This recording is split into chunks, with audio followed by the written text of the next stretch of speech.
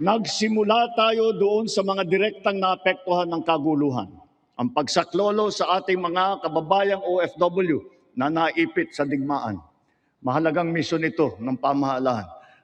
Gayong lagpas 2.5 milyong Pilipino ay naghahanap buhay sa Middle East. Simula nung naputok ang gera, mahigit 12,000 kababayan natin ang ating naiuwi sa bansa na ligtas.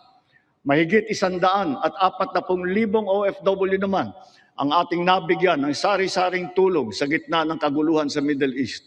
Tulad ng pagkain, tulong pinansyal, pagpapagamot at masisilungan.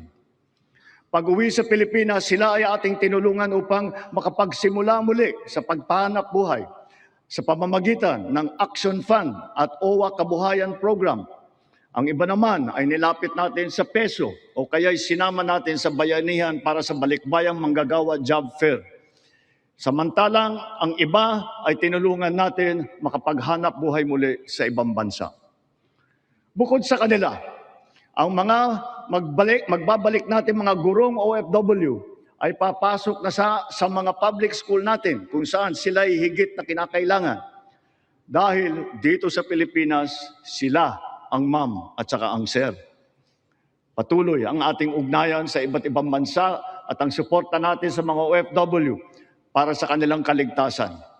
Lalo na at may mga kababayan tayong nasawi o hanggang ngayon ay nawawala sa Middle East.